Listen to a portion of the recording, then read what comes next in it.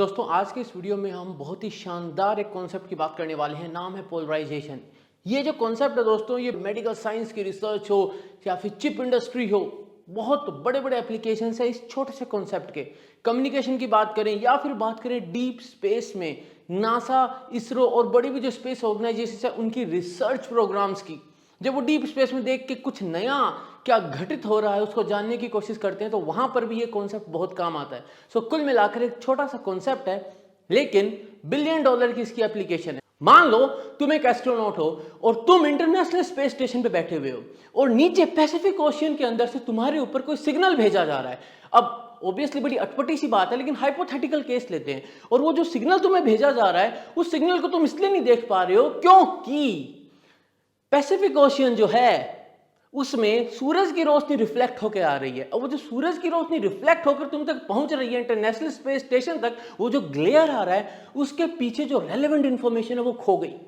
अब उस relevant information को तुम कैसे पढ़ पाओगे? फिजिक्स हमें इस चीज को करने में काफी हेल्प करता है, क्योंकि फिजिक्स का एक बहुत शानदार कॉन्सेप्ट है जिसको कहते हैं पोलराइजेशन ऑफ लाइट। यानी प्रॉब्लम ये है कि अगर एक मैं नॉर्मल लाइट सोर्स को लेता हूं, जैसे कि हमारा सूरज है या कोई भी बल्ब, ट्यूबलाइट जो भी हम देख रहे हैं, उनसे जो रोशनी आ रही है उस रोशनी के अंदर जो इलेक्ट्रिक फील्ड और मैग्नेटिक फील्ड की सिचुएशन है वो कोई फिक्स नहीं है। फिक्स नहीं है का मतलब ये है कि अगर कोई रे ऑफ लाइट मेरे तक आ रही है तो उसका इलेक्ट्रिक फील्ड किस डायरेक्शन में है ये मैं नहीं बता सकता। बस मैं ये कह सकता हूं कि जो इलेक्ट्रिक फील्ड होगा वो डायरेक्शन ऑफ प्रोपोगेशन के परपेंडिकुलर होगा। तो अगर ये डायरेक्शन ऑफ प्रोपोगेशन है तो यह भी परपेंडिकुलर है, यह भी परपेंडिकुलर है, यह भी परपेंडिकुलर है। rather there is a complete circle and in that complete circle I can draw many radiuses, जो कि सारे के सारे all those infinite possible radiuses are perpendicular to this line which is passing through the center of that particular circle। इस case में हमारे पास जो एक पर्टिकुलर वेव फॉर्म हमें मिल रहा है हम उसको कहते हैं अनपोलराइज्ड लाइट। तो इस फिगर में सेम ही स्पॉट की फोटो है। एक साइड हम देखें तो बहुत सारा रिफ्लेक्शन है, लेकिन दूसरी side it is very clear.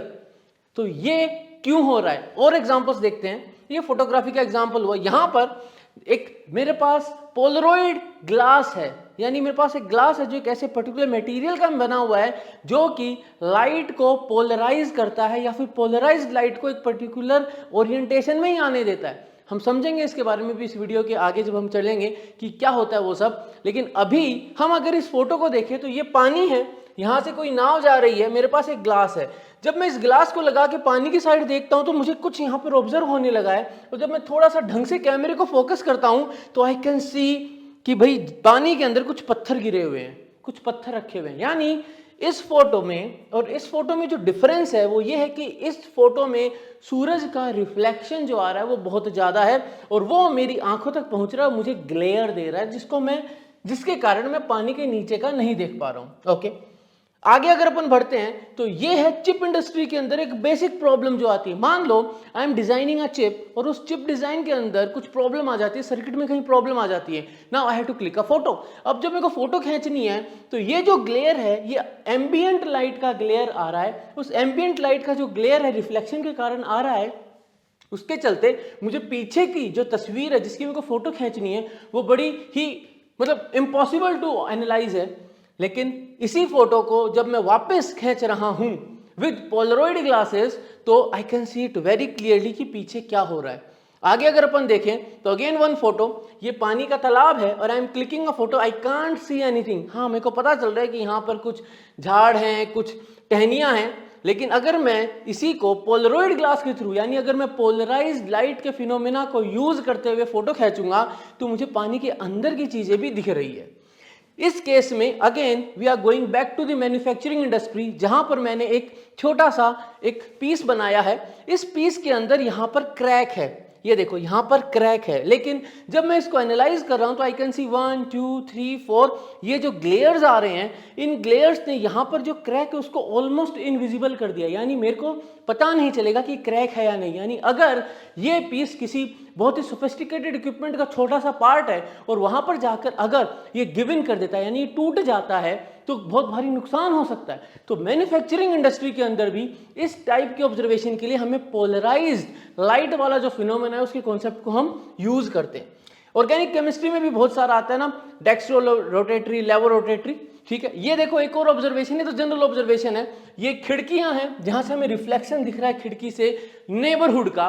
लेकिन अगर मुझे खिड़की के अंदर का सीन देखना है और मैं पोलराइज्ड लाइट को यूज करता हूं तो both are the same photos, लेकिन इसके अंदर पोलराइज्ड लाइट का एक पर्टिकुलर कॉन्सेप्ट हमने यूज करा है जिससे कि हम इस ग्लेयर को हटा पा रहे हैं। अब सवाल ये आता है कि ये जो सारे ग्लेयर्स हैं, वन मोर एग्जांपल, ये जो सारे ग्लेयर हैं हम कैसे हटा पाते हैं? तो दोस्तों होता क्या है, सूरज की रोशनी जब पानी के सरफेस पे गिरती है तो पानी के सरफेस पे गिरने के बाद जब वो पानी के सरफेस से रिफ्लेक्ट हो रही है, if you see this picture, यहाँ पर ऑब्जर्वर है, उसकी आंखों पे 3 इंफॉर्मेशन आ रही है। पहली इंफॉर्मेशन आ रही है सूरज की डायरेक्ट रोशनी जो मेरी आंखों तक पहुंच रही है, लेकिन मैं देखना चाह रहा हूं इस मछली को, ये मछली पानी के अंदर है तो कुछ रोशनी इस मछली से भी मेरी आंखों में आ रही है, लेकिन एक बहुत बड़ा कंपोनेंट ये है जो कि रिफ्लेक्ट होकर मेरी आंखों तक पहुंच रहा है। ये जो रिफ्लेक्ट होकर कंपोनेंट मेरी आंखों तक पहुंच रहा है, ये कंपोनेंट मछली वाला जो कंपोनेंट है, दोनों जब एक साथ आंखों तक पहुंच रहे हैं तो मुझे पानी के अंदर जो मछली है उसका दिखना मुश्किल हो रहा है, यानी this is something like this. तो यहां पर जब मैं खड़ा होकर देख रहा हूं तो सूरज का रिफ्लेक्शन मुझे पानी के सरफेस को शाइन करवाता हुआ दिख रहा है, राइट। लेकिन जब मैं पोलरॉइड ग्लास लगा देता हूं तो पोलरॉइड ग्लास क्या करता है, इस पर्टिकुलर कंपोनेंट को कैंसिल कर देता है। कैसे कैंसिल करता है, होता क्या है वो अपन देखेंगे। तो पोलरॉइड ग्लास इस कंपोनेंट को कैंसिल कर देता है। अब यहां पर एक बहुत बढ़िया कॉन्सेप्ट है जो हम क्लास 12 की वेव ऑप्टिक्स में पढ़ते हैं। कॉन्सेप्ट ये कहता है कि अगर कोई अनपोलराइज्ड लाइट आ रही है और एक पर्टिकुलर एंगल पे टकरा रही है और अगर वो एंगल है ब्रूस्टर्स एंगल, तो जो लाइट रिफ्लेक्ट होगी वो पोलराइज हो जाएगी। यानी in most of the cases जो रोशनी, सूरज की रोशनी किसी सरफेस पे गिरकर आ रही है, now that surface can be road, जमीन हो सकती है, सड़क हो सकती है, कोई विंडो पेन हो सकती है, कुछ भी हो सकती है।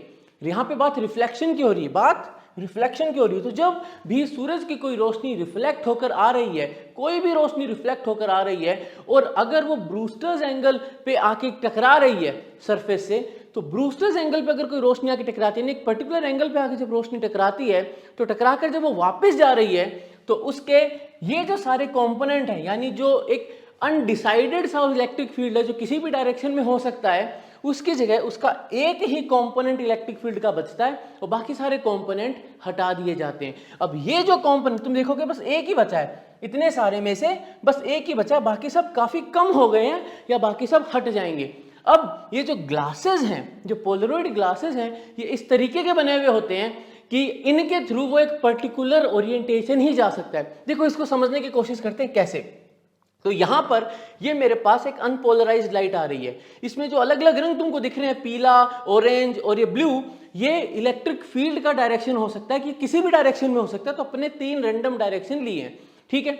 ये मेरे पास एक पोलराइजिंग फिल्टर है, यानी इसके अंदर एक खास बात है कि ये पर्टिकुलर डायरेक्शन में ही अलाइंड है। तुम देख रहे हो लाइंस दिख रही हैं, यानी इधर से जो इलेक्ट्रिक फील्ड की वेव आ रही है, जो इलेक्ट्रोमैग्नेटिक वेव आ रही है, उसका एक वही कंपोनेंट जा सकता है जो इन लाइंस के पैरेलल हो, बाकी कंपोनेंट्स को ये रोक देगा। इसको समझने की कोशिश करें तो मान लो ये एक फिल्टर है और मुझे इस फिल्टर के थ्रू जाना है, लेकिन मेरी जो उंगली है वो इससे बड़ी है, तो इस तरीके से आएगी तो नहीं जा पाएगी, यूं आएगी तो भी नहीं जा पाएगी, लेकिन अगर मेरी उंगली यूं होगी तो इससे पास कर जाएगी, राइट। तो उसी तरीके से है, ये जो समझें अपन, ये मेरी उंगली के डिफरेंट ओरिएंटेशंस हैं जो कि इस पर्टिकुलर फिल्टर से जाना चाहते हैं, लेकिन इस फिल्टर से खाली उंगली जब ही निकल पाएगी जब वो इसके पैरेलली अलाइंड होंगी। इस एनिमेशन को देखते हैं तो in this animation we can see कि इलेक्ट्रिक फील्ड और मैग्नेटिक फील्ड कैसे चल रहे हैं। आई होप दोस्तों तुमको वीडियो पसंद आया होगा, इस एनिमेशन ने तुम्हारी अंडरस्टैंडिंग को और भी बेटर करा होगा। अब जल्दी से जाके वेव ऑप्टिक्स चैप्टर पढ़ो, ऑर्गेनिक केमिस्ट्री में डेक्स्ट्रो और लेवल रोटेशन वाले कॉन्सेप्ट को पढ़ो, समझो, क्योंकि ऐसी चीजें जेईई और नीट के लिए काफी इंपॉर्टेंट हैं। कमेंट सेक्शन में जरूर बताना दोस्तों कैसा लगा। मिलेंगे अगले वीडियो में, तब तक के लिए जय हिंद।